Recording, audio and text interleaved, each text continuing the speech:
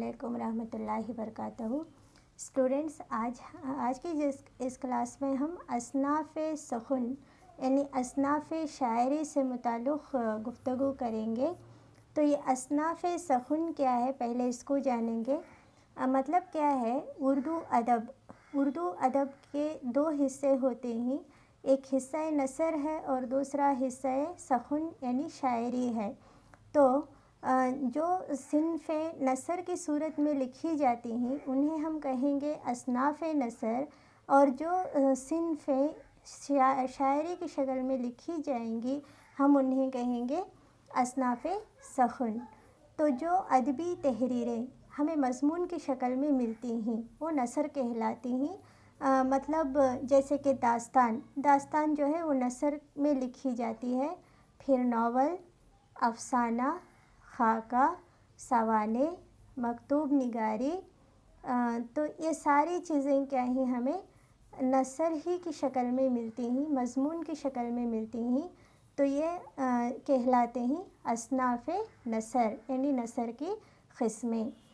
تو اس کے علاوہ جو دوسری قسم ہے اردو ادب کی، وہ ہے اصناف سخن، یعنی جو تحریریں شعر کی صورت میں لکھے جاتے ہیں وہ اصناف سخن کہلاتے ہیں۔ مطلب ان کی شکل مضمون جیسی نہیں ہوتی، وہ شاعری ہوتی ہے، جیسے غزل، قصیدہ، مرثیہ، مثنوی، رباعی، خطہ، ترکیب بند، ترجیح بند۔ تو یہ سب کیا ہیں، اصناف سخن ہیں۔ اصناف سخن کا مطلب ہے شاعری کی قسمیں۔ تب ہمیں شاعری کی قسموں کے متعلق بات چیت کریں گے۔ تو سب سے پہلے جو ہمیں شاعری کی قسم ملتی ہے وہ ہے غزل۔ تو غزل اردو کی مقبول ترین صنف سخن ہے۔ اردو ادب میں غزل کو کافی مقبولیت حاصل ہے اور اسے کافی پسند سے لوگ سنتے بھی ہیں، اور غزل گو شعراء اسے لہک لہک کر گاتے بھی ہیں۔ غزل سب کو پسند ہے، تو اس طرح کیا ہے، ایک مقبول ترین صنف سخن ہے۔ غزل جو ہے یہ عربی زبان کا لفظ ہے۔ دراصل قصیدے کے تشبیب والے حصے کو لے کر اس کو الگ کر کے اس کو غزل کا نام دیا تھا۔ تو یہ روایت ایران سے یعنی فارسی زبان سے پڑی تھی۔ تو غزل کے لغوی معنی ہے عورتوں سے باتیں کرنا، عورتوں سے بات چیت کرنا، اس کے لغوی معنی ہیں۔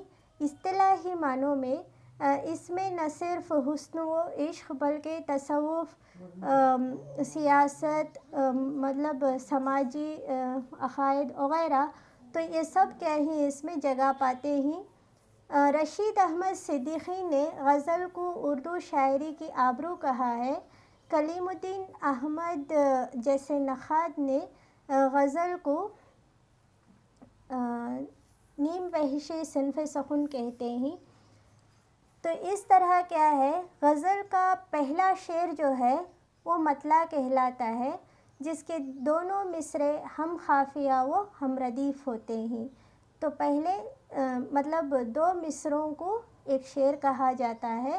جو غزل میں سب سے پہلے دو مصرعے ہوتے ہیں، ان دو مصرعوں کو، اس شعر کو کیا کہیں گے، مطلع کر کے کہیں گے، جس کے دونوں مصرعے کیا ہیں، ہم قافیہ اور ہم ردیف ہوتے ہیں۔ مطلع کے بعد کے اشعار میں سے ہر مصرع ثانی پہلے شعر کے دو مصرعوں کا ہم قافیہ و ہم ردیف ہوتا ہے۔ غزل کا آخری شعر جو ہے وہ مقطع کہلاتا ہے، جس میں شاعر اپنا تخلص یعنی قلمی نام استعمال کرتا ہے۔ ہم نے بچپن میں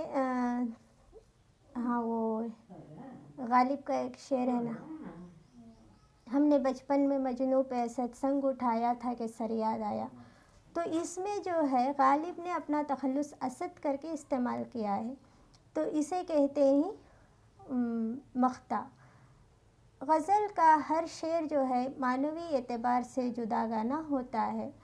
مطلب یہاں پر ہر شعر میں الگ الگ معنی یا مفہوم بیان کیے جاتے ہیں۔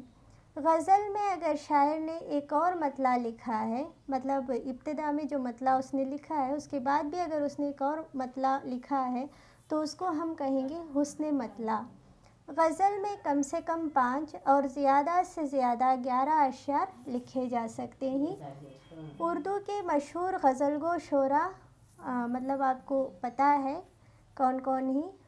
ولی دکنی، میر تقی میر، سودا، میر درد، غالب، اقبال، فیض، حسرت، فانی بدایونی، فراق گورکھپوری، جگر مراد آبادی، شاد عظیم آبادی۔ یوں تو بہت سارے شعراء نے کیا ہے غزل میں طبع آزمائی کی ہے۔